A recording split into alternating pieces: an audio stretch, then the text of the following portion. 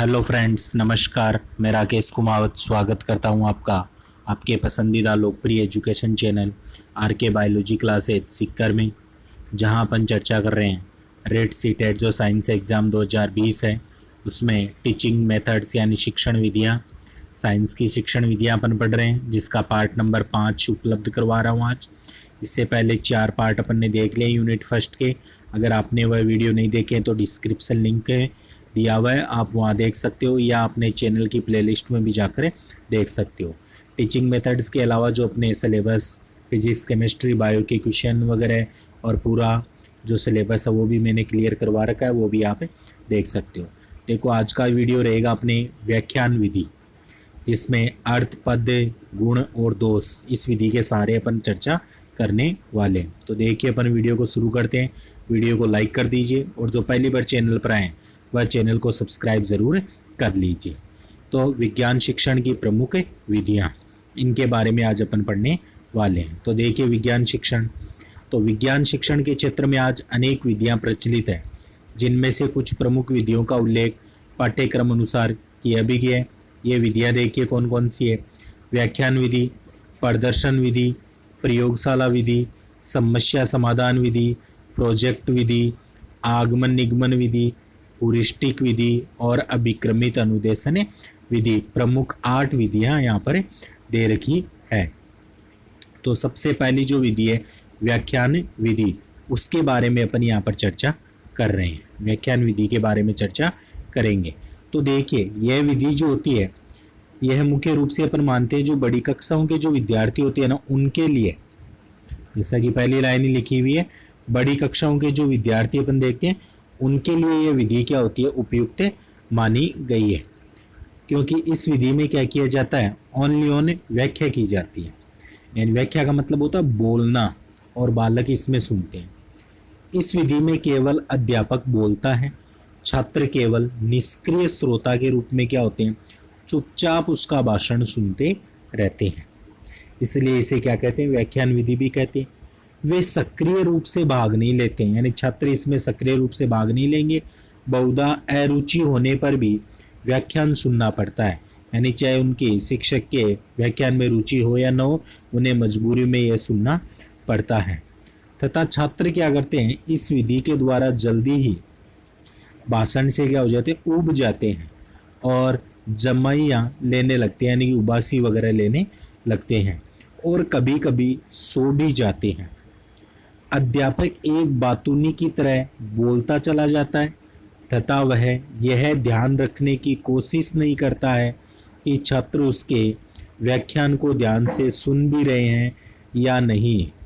उसे तो मात्र एक निश्चित अवधि में द्रुत गति से अपनी पाठ्य वस्तु यानी कि जो भाषण है को समाप्त करना होता है। उसे इस बात से कोई मतलब नहीं होता या सरोकार नहीं है कि छात्र उसके भाषण पर ध्यान दे रहे हैं या नहीं दे रहे।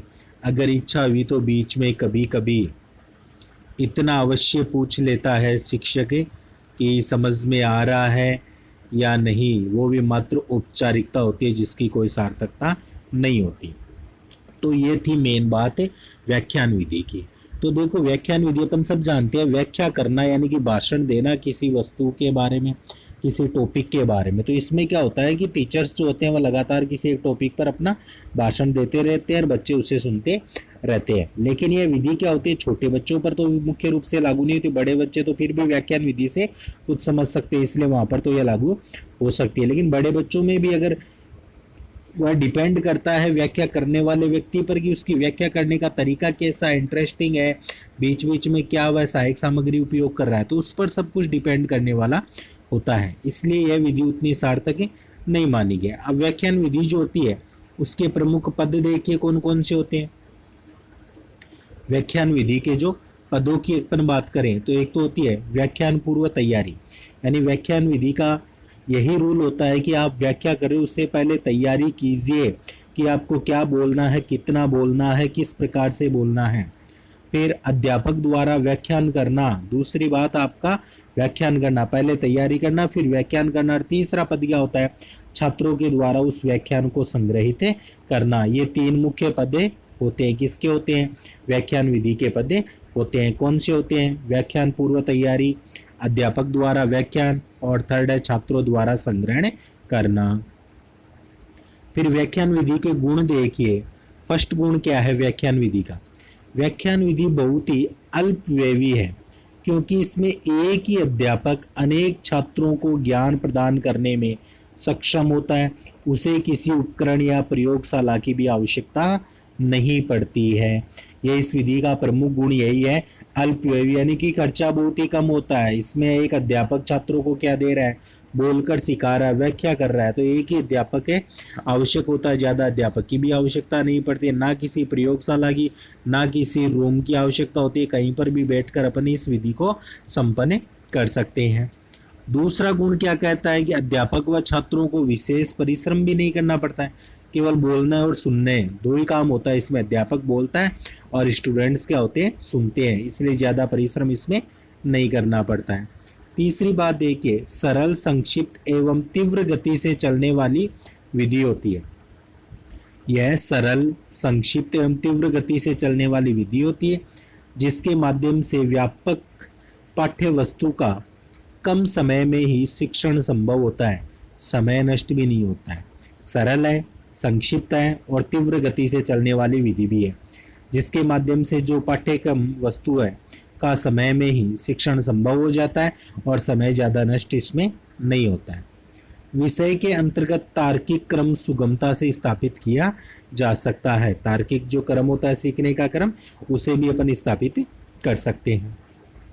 आगे देखिए, फिर तथ्यात्मक ज्ञान एवं ऐतिहासिक विवेचना हेतु सर्वोत्तम विधि होती है तथा उच्च कक्षाओं के छात्रों हेतु विशेष रूप से ये क्या होती है?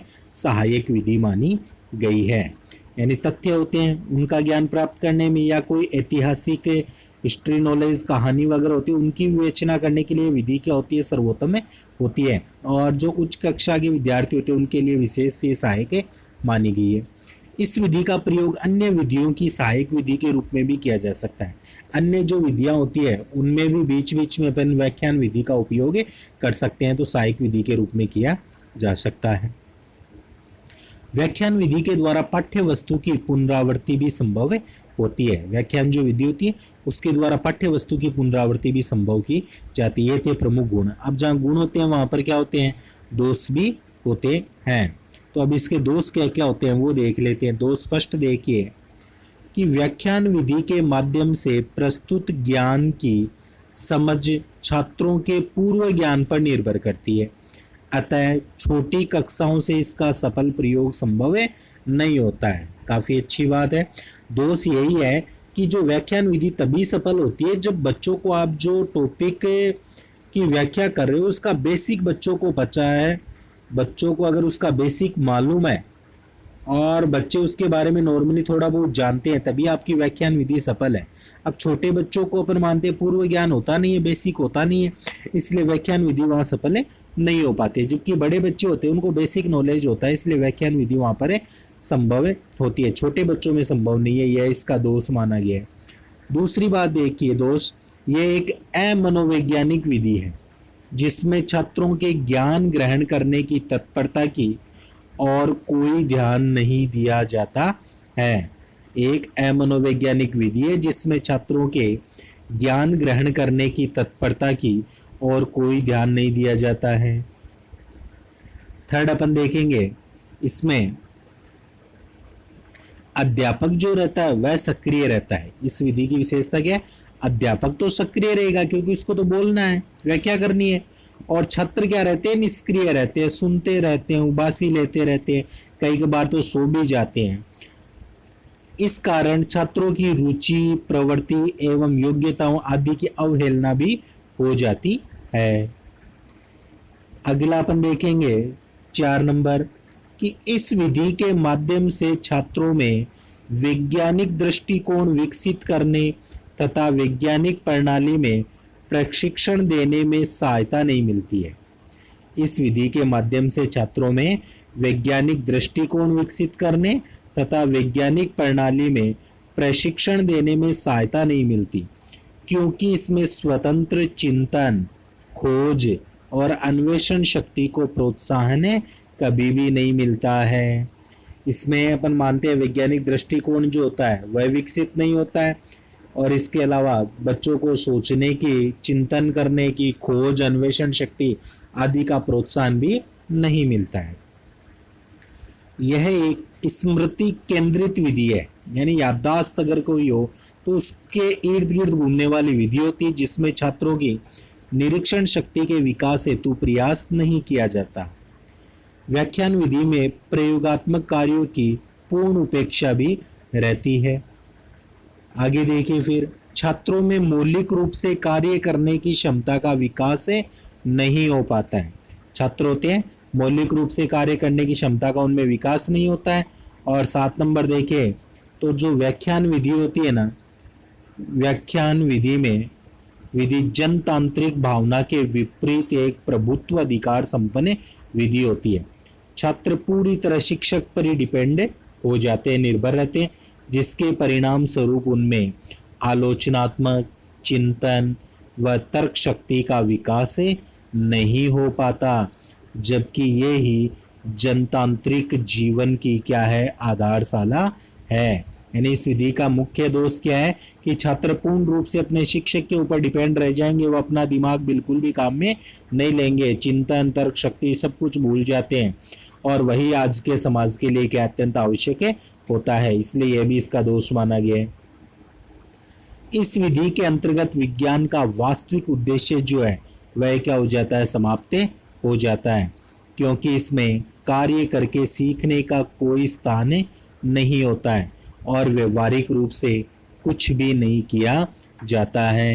यानी विज्ञान का वास्तविक जो उद्देश्य है वह पूर्ण रूप से समाप्त हो जाता है, सीखने का कोई स्थान नहीं रहता, इसमें सीधा केवल सुनने का कार्य होता है, इसमें कार्य करके सीखना कुछ भी नहीं होता है और व्यवहारिक रूप से कुछ भी नहीं किया जाता है। और अगला दोष देखिए, अध्यापक व्याख्यान देते समय यह निश्चित नहीं कर पाता है कि छात्र कितनी मात्रा में उसके द्वारा प्रदत्त ज्ञान को क्या कर रहे हैं, ग्रहण कर रहे हैं। यह भी इसका एक दोष माना जाता है, अपने को पता नहीं चल रहा है अपन जो बोल रहे हैं छात्र उसको ग्रहण कर पा रहे हैं या नहीं कर पा रहे हैं, तो यह भी इसका एक मुख्य दोष माना है। कुल मिलाकर अपन यह कह सकते हैं कि व्याख्यान जो विधि है वह एक टीचिंग के हिसाब से बेटर विधि अपन इसे नहीं मान सकते। ओनली ये जो बड़ी क्लासों के स्टूडेंट्स होते हैं जिनको कुछ हिस्टोरिकल बताना हो, ऐतिहासिक बताना हो, उनके लिए ये विधि क्या होती है, उपलब्ध अच्छी विधि है। अन्य स्टूडेंट्स जो छोटे स्टूडेंट्स होते हैं उनके लिए विधि बिल्कुल भी अच्छी नहीं है। तो ये थी आज अपने व्याख्यान विधि के बारे में एक छोटा सा अपन ने टॉपिक क्लियर किया है। आशा करता हूँ अच्छा लगा होगा और व्याख्यान विधि आपकी क्लियर भी हो गई होगी। तो आज का वीडियो अच्छा लगा तो लाइक कर दो और ज़्यादा से ज़्यादा तैयारी करने वाले स्टूडेंट्स में इसे शेयर भी ज़रूर कर दीजिए। मिलते हैं अगले वीडियो में सुबह 6 बजे। टॉपिक रहेगा साइंस का फर्स्ट टॉपिक सूक्ष्म जीव, उससे आने वाले मुख्य 50 प्रश्न में आपको उपलब्ध करवाने वाला हूँ। अब टॉपिक वाइज में आपको क्वेश्चन करवाऊंगा साइंस का, तो लगातार चैनल से जुड़े रहिए और भी तैयारी करने वाले स्टूडेंट्स को भी जोड़िए। वीडियो देखने के लिए धन्यवाद। मिलते हैं अगले वीडियो में नए टॉपिक के साथ सुबह 6 बजे। तब तक के लिए जय हिंद, जय भारत।